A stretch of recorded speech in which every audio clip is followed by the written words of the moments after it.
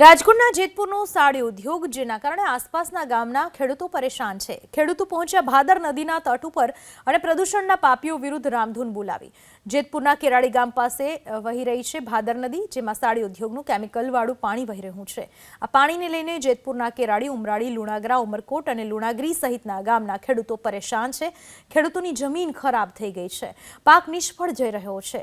આ પાણી પીવાથી ઢોર પણ બીમાર પડે છે। ખેડૂતોએ રોષ વ્યક્ત કર્યો કે પ્રદૂષણ માફિયાઓ ખુલ્લે આમ ભાદર નદીમાં સીધું જ કેમિકલવાળું પાણી છોડી રહ્યા છે। આમ છતાં ગુજરાત પ્રદૂષણ નિયંત્રણ બોર્ડના અધિકારીઓને આ દેખાતું નથી। ખેડૂતો અને ગામના સરપંચોએ ચીમકી ઉચ્ચારી કે જો ભાદર નદીમાં કેમિકલવાળું પાણી બંધ કરવામાં નહીં આવે તો ઉગ્ર આંદોલન છેડાશે।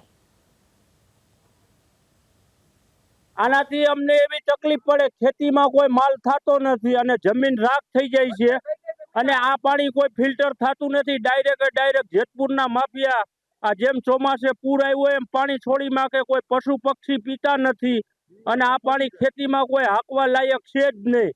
એટલી અમારી સરકારશ્રીને નમ્ર અપીલ કે આ પાણી કોઈ કારે બંધ કરાવે અને જો બંધ નહીં કરાવે તો અમે ખેડૂત બધાય સાથે મળીને ઉગ્ર આંદોલન કરશું।